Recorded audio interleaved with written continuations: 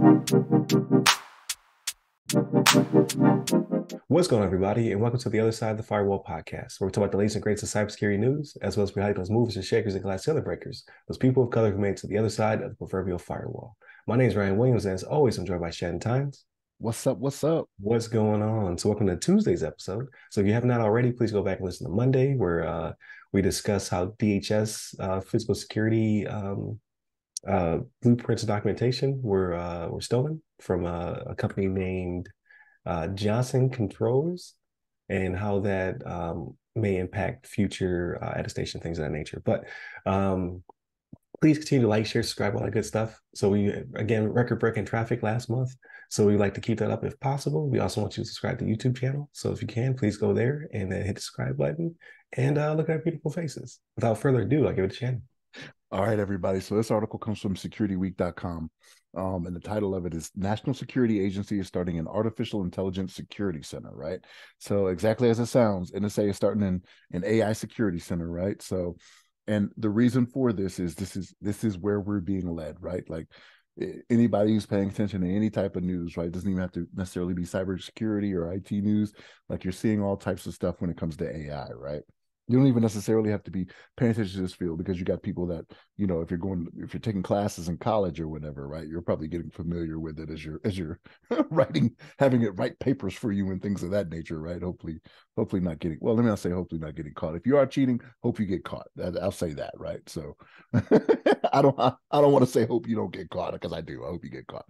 Learn the material. But the gist of it, right, is exactly as it sounds, right? NSA is starting an artificial intelligence security center because AI capabilities are increasingly being developed and implemented into, you know, the United States government, DoD, like all around, right? So the agency's outgoing director, which is Army General Paul Nakasone, said they're going to be incorporating into the NSA Cybersecurity Collaboration Center, where it works with private industry and international partners to harden the U.S. defense industrial base against threats from adversaries led by China and Russia, right? And the reason for this is because we know China and Russia are getting into this game as well, right? Like it's like the space race. Like anything we do or anything they do, we're there to be right there with it, right? Like we're trying to stay at least even, if not ahead of them when it comes to these things, right? And especially with AI, because again, this is the way of the world now, right? So everybody is implementing AI for one reason or another, right? Like we've done the story recently, is probably a month ago now, 3-4 weeks ago now. We talked about DoD getting in bed with AI. I believe it was with Microsoft. Is that right? Was that who it was that was doing it? Yeah. So yeah. So I mean, this is the way of the world. This is the way it's going, right? So like we know. We've seen in this current administration, like they've been very serious. They've been putting their money where their mouth is when it comes to cybersecurity and things of that nature. And this goes hand in hand with that. Like that's what this entails, right? So if you're going to get into the AI game, this is the road we're going down. Now what they talk about in this, right? So something to keep in mind is that people may hear this, and I know I joke about it, right? I talk about how Skynet's going to take over this, that, and the third. The way things are done for now, right? I will preface it with for now is that AI does a lot of helping when it comes to decision making, but the actual pushing of the button, the actual implementation is still always done by humans, right? That's the way it is now.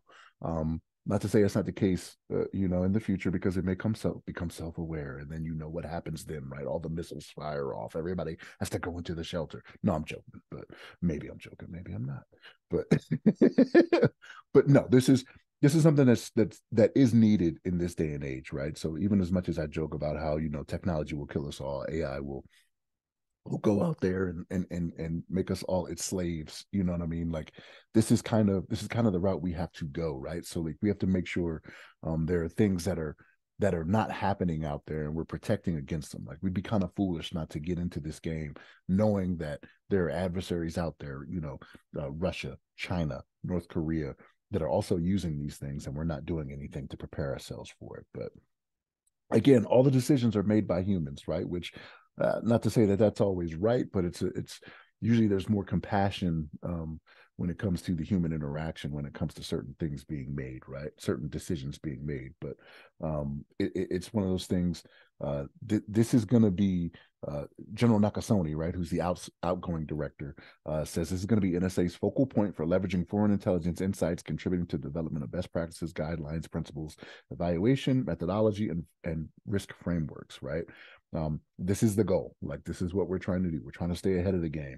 Um, and this is how we do it, right? So we are going to start seeing more of this get implemented into U.S. government agencies and things of that nature, right? So him being the dual leader of NSA and U.S. Cyber Command, like, he's seeing a lot of things from both sides, right? Like U.S. Cyber Command, you're going to have a lot more military on that side and what they're dealing with, and NSA is, I'm not going to say more civilian, it's still for the government, but you have more civilians on that side to where you're seeing both sides of the coin here, right? So this is the route we have to go, right, to stay on top of everything. So, Ryan, what's your thoughts on this?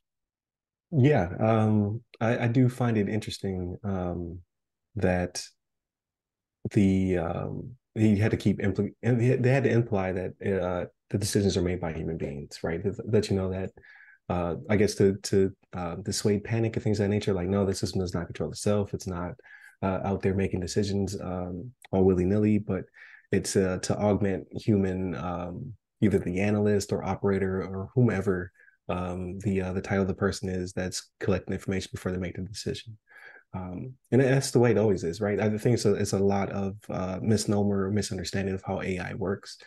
People think it's just out there thinking for itself, right? It's like Star Trek, making decisions and things of that nature. But at the end of the day, all that it's really doing is just it's more efficient, it's more streamlined in collecting the data necessary for the person to make the decision. So I'm all for it. But I say that, and then Skynet does become self-aware and it eradicates us. So when I think of NSA and AI, because NSA has those humongous buildings that had to take a lot of water because their data centers are so huge. So I think of it as just like a big structure, just like a big, cybernetic brain sucking in the entire internet, and then making those hard choices like Dave. The AI is like Dave. Uh, I'm going to have to shut the internet down. Um, It's like Vicky from iRobot, right? yeah, Like, Vicky from iRobot. Yep, there you go. But uh, in all seriousness, though, like I think it is a good move. I did not know that Nakasone was the dual lead of NSA and U.S. Cyber Command. I was not tracking that. I thought U.S. Cyber Command was already led by a general. So it's kind of cool to see that the U.S. Cyber Command Lieutenant General Timothy Hague, his current deputy, will be taking over. So go Air Force. Um, but at the same time, I'm hoping that they plus their numbers up. So like my whole thing is my fear of AI is not it taking over and killing mankind and things of that nature. My fear now is that it takes over all of the good jobs, because you need less people, right? Like, people are expensive, but uh, if I can make this thing at scale and then just pay for licenses, then I need one less operator. I need two less operators. At the end of the day, it's like a person is working an 8-hour shift, and then AI is the rest of the team. So that's the implication for me is I don't want AI to take the good job. I want to take the fast food jobs. I wanted to take the jobs that nobody wants to do, so that way human beings can focus on, because that's the future, right? Human beings will have the high paying salary jobs. We'll be able to focus on the arts and things of that nature, right?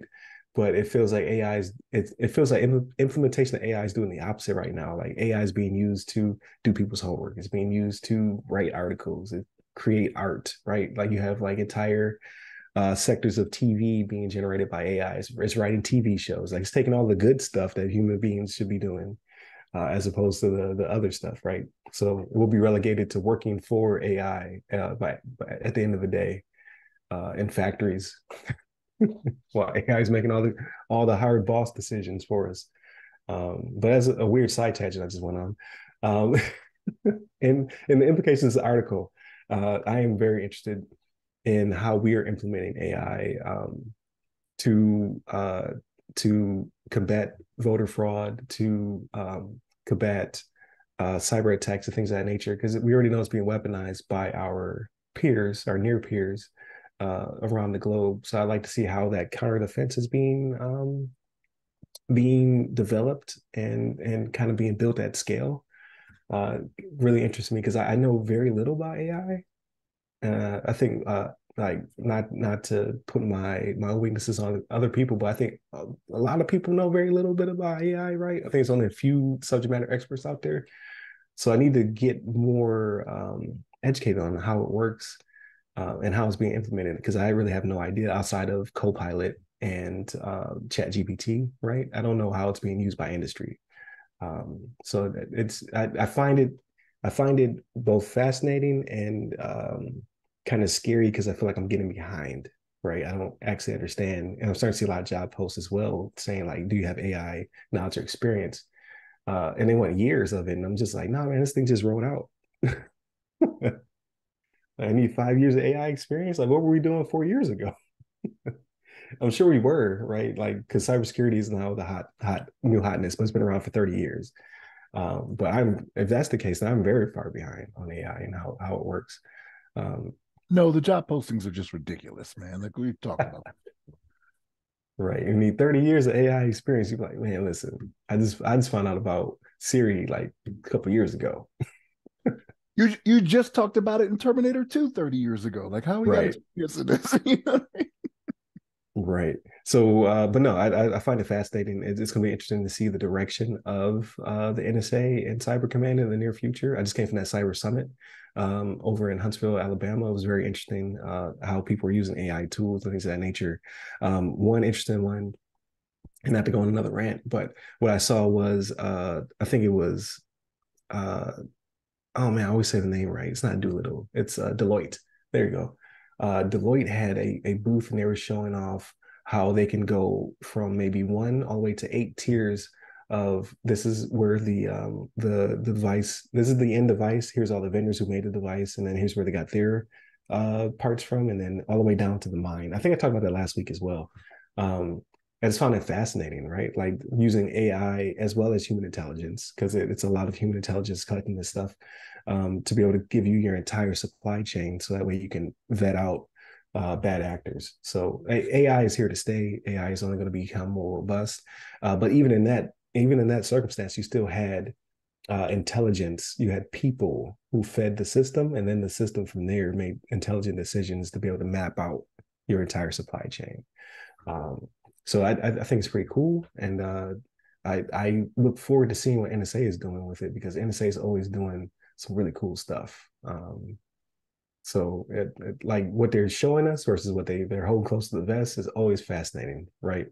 So uh, I'm just fanboying out about it, but we'll see what the future holds. I definitely want to circle back to this article in a few months because I'm sure that it's going to have implications on the presidential election, right? So like even an article that says like we're not extremely concerned right now. We're not seeing a lot of activity right now.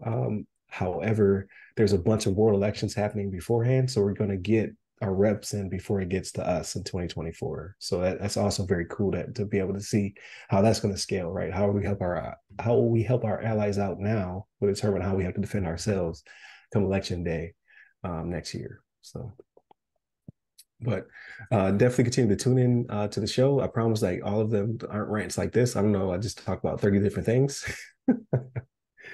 Check us out for tomorrow's episode, which actually will be a discussion about the government shutdown and those implications, even though we have a continuous resolution. So this is timely. And then Friday's everything else. So movies, books, games, all that good stuff.